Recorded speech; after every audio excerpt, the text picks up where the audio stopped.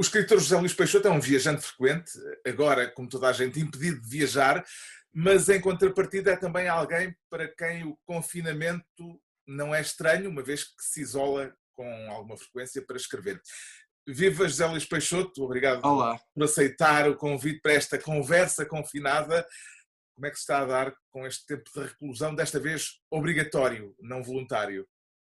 Bem, confesso que tem sido um tempo um pouco difícil, às vezes com alguns desânimos, porque efetivamente é muito diferente esta reclusão involuntária do que seria se fosse voluntária, não é? Se tivesse um propósito, se tivesse uma ideia. Ainda assim, tenho tentado aproveitar o melhor desta situação, não é? Tendo em conta logo a grande, não é? A grande coisa nestes tempos, que é de estar de boa saúde e de todas as pessoas à minha volta também estarem de boa saúde, e tentando aproveitar para, por exemplo, estar com os filhos de outra maneira, inclusivamente transmitir-lhes, principalmente aqui ao meu filho mais novo, que tem 15 anos, certos gostos meus, e acompanhá-lo até na educação de uma forma que noutros momentos nunca foi realmente possível, não é? Portanto, há uma partilha também disponível nesta circunstância. Sim, sim. Acho que, na verdade, essa partilha acaba por ser uma forma de resistência pessoal, não é? A toda esta situação. Resistência mesmo no sentido de sobrevivência. Claro. E por isso, inclusivamente, é curioso, e tenho observado não é, com muito interesse a forma como este tipo de conversas, exatamente como a que estamos a ter, se têm multiplicado, porque acho que a comunicação efetivamente é uma grande marca do nosso tempo, e agora estamos a utilizar uma série de ferramentas que até aqui não tínhamos explorado devidamente, embora elas estivessem aí completamente acessíveis. Sendo ficcionista e poeta, vê nesta situação que estamos a viver melhor material para a poesia ou para a ficção? Para construções romanescas ou para devaneios Sim, eu acho, líricos, digamos? eu acho que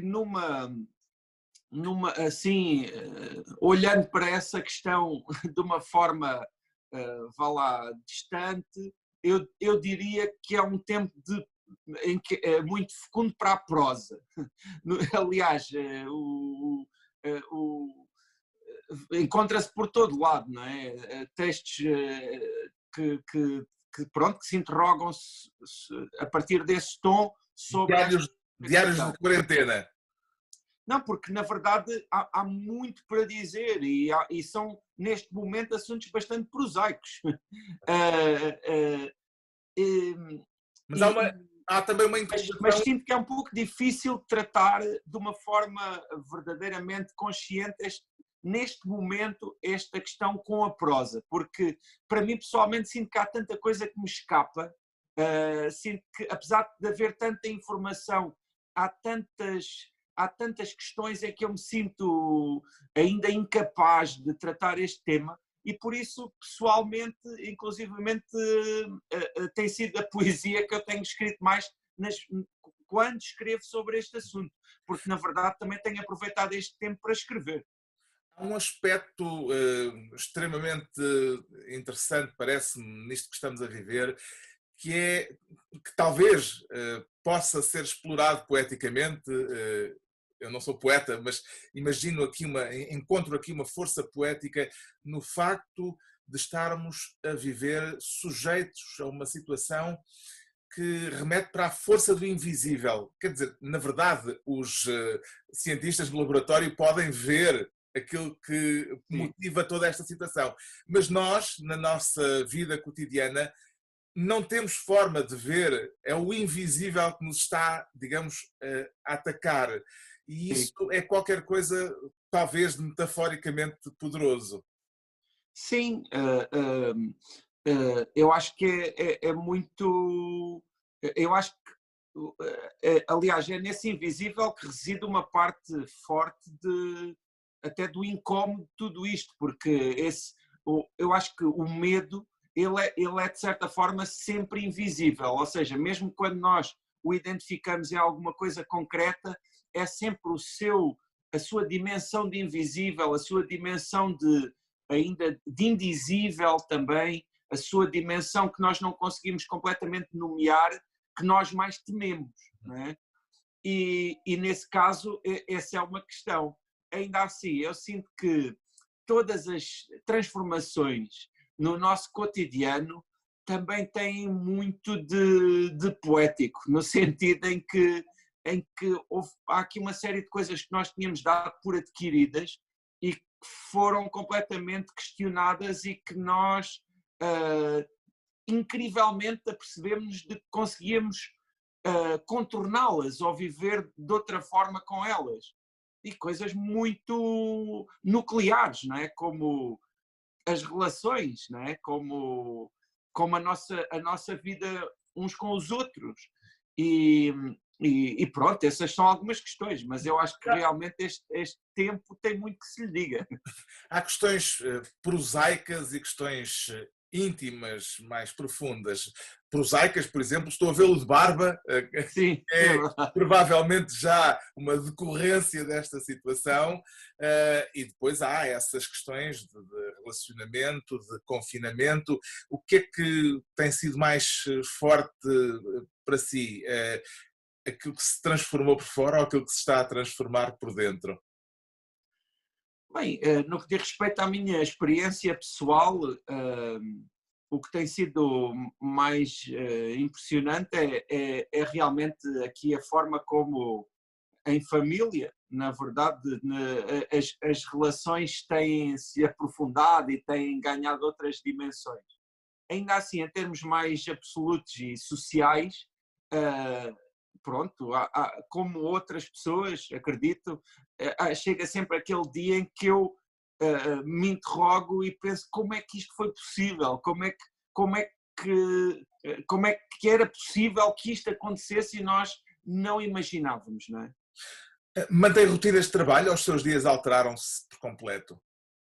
Bem, eu tenho tentado manter alguma disciplina e manter algumas rotinas de trabalho, mas nem sempre é fácil, porque tenho sempre de me adaptar a várias circunstâncias que às vezes pronto, mudam-me os planos.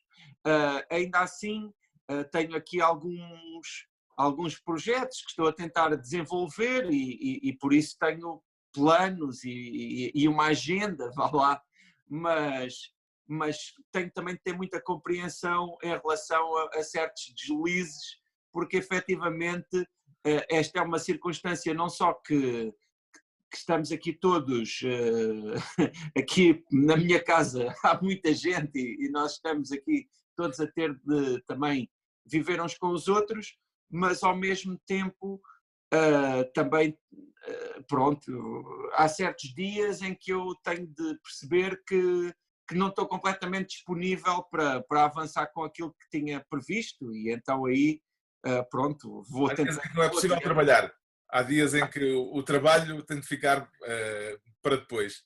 Sim, por exemplo, a leitura tem sido um ponto que tem ganho bastante também com este tempo, porque às vezes há dias que não são para escrever, são para ler, o que já não é mau, também é um contributo até para a própria escrita. Há muita gente no espaço público a sugerir leituras, mas a verdade é que praticamente deixaram de se vender livros, não é?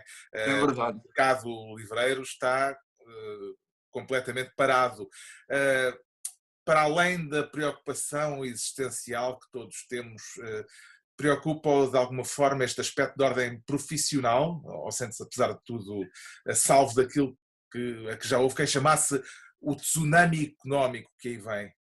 Não, eu estou muito preocupado com essa situação, porque às vezes algumas pessoas que não têm muito conhecimento do que é este mundo dos livros sob o ponto de vista prático e que veem tudo isso à distância, acreditam que as circunstâncias são bastante diferentes daquilo que são. E, efetivamente, para quem viva dos livros, seja uma editora, seja um livreiro, seja um distribuidor, ou mais ainda, alguém que escreve e que, portanto, acaba por ter uma situação até mais fragilizada dentro desse mundo, não é uma área onde haja enorme desafogo e onde se consiga ter realmente uma almofada enorme, ou um balão de ar enorme, como lhe quisermos chamar, para aguentar, não é, ficar tempo e tempo e tempo sem receber nada. Eu, verdadeiramente, desde que começou tudo isto, que não recebo €1 de lado praticamente nenhum. E então isso é muito preocupante, porque quer dizer, os gastos continuam. É claro, isso não é uma situação exclusiva minha ou sequer de quem esteja neste mundo dos livros, é uma circunstância que toca muita gente, mas no meu caso tem-me preocupado um pouco, até porque efetivamente, para além da escrita e da venda de livros e de tudo isso, curiosamente, e é impressionante, este ano era um ano em que eu tinha apostado bastante também no mundo das viagens e do turismo. E quer dizer, e tudo isso ficou completamente, pronto, adiado. Está tudo parado. Todas as pessoas que trabalham com esse mundo têm esperança que exista uma retoma, seja no mundo das viagens ou seja no mundo dos livros. Ainda assim, é claro que há muita gente e muitas pequenas empresas, sobretudo, que não vão aguentar. Mesmo no mundo das livrarias, por exemplo, há muita gente a temer pelo futuro e há muitos casos preocupantes. As suas leituras alteraram-se por força das circunstâncias ou anda a ler aquilo que leria se a vida tivesse seguido o seu curso normal sem a intromissão do vírus? Bem, eu acho que de alguma forma teve uma certa alteração, porque acabei por ler livros que, neste momento, por exemplo, estou com vontade de ler livros que eu acho que devia ter lido já. Ler agora, por exemplo. E que aproveite este tempo, não é, para os ler.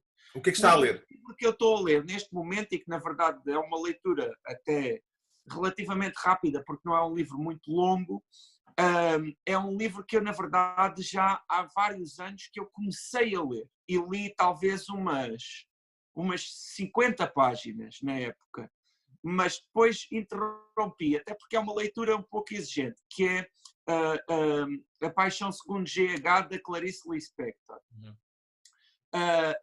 Desta vez vai até ao fim. É claro que eu, com aquelas 50 páginas, fiquei com a impressão de que já sabia um pouco o que é que era, como é que era o livro e como é que era o ambiente do livro. Mas efetivamente faz muita diferença ler efetivamente, ainda para mais uma obra como aquela. E depois estou a ler um livro que é uma obra, que é um livro que me veio parar às mãos e que eu nem sequer sabia da sua existência e que é um livro bastante curioso. Esse, ao contrário do livro da Clarice Lispector, é um livro bastante longo. Eu até me vou aqui inclinar para o mostrar, porque tenho aqui perto. Força, força, vá buscá-lo para o vermos. Que é este livro, que é um livro muito curioso. Este é um livro bastante grande. É este livro. Aqui tem uma encadernação e que é um livro que se chama Volta ao Mundo e que é do Ferreira de Castro. Este livro, por acaso é uma edição bastante bonita. Este livro dá conta justamente de uma volta ao mundo através de vários meios de transporte que o Ferreira de Castro fez em 1942. E é uma leitura muito interessante, até por aquilo que tem de datada, não é? Não só não é, pela informação que dá, até o que eu acho mais interessante é a informação desatualizada, digamos assim. Informação histórica. Sim, histórica não só em relação aos lugares que visita, mas também em relação à perspectiva que ele tinha naquele momento, não é? E, inclusivamente, é muito curioso também analisar que em 1942 estava o mundo naquela circunstância e nós, não é, temos tendência a olhar para esse tempo e a pensar é tudo Segunda Guerra Mundial, mas havia pessoas, como o caso aqui do Ferreira de Castro, a darem a volta ao mundo e a viverem outra realidade, não é?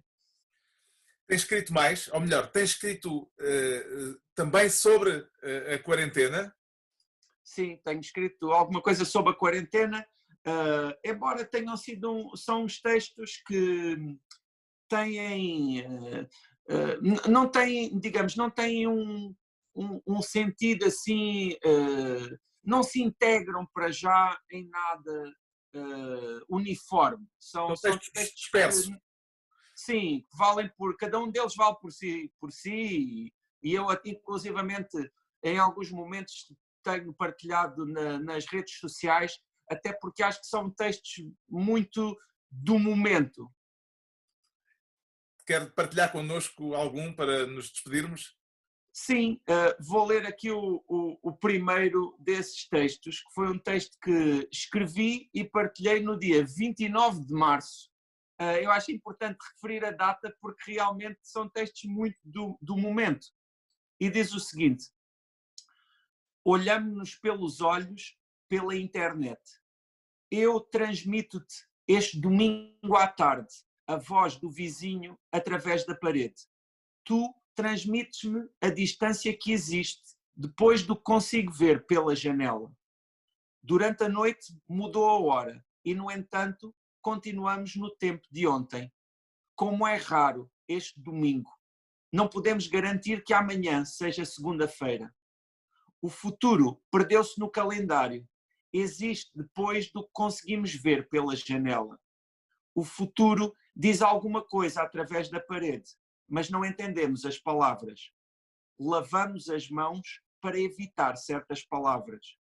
E mesmo assim, neste tempo raro, repara, tu e eu estamos juntos neste verso. O poema é como a casa, tem paredes e janelas, é habitado pelo presente. Olhamos-nos nos olhos pela internet, estamos verdadeiramente aqui. O poema é como uma casa e a casa protege-nos. Como é raro este tempo que estamos a viver. Obrigado, José Luís Peixoto. Obrigado. Fique a salvo. Obrigado. Foi um prazer esta conversa. Até breve, esperemos. Até breve. Ao vivo.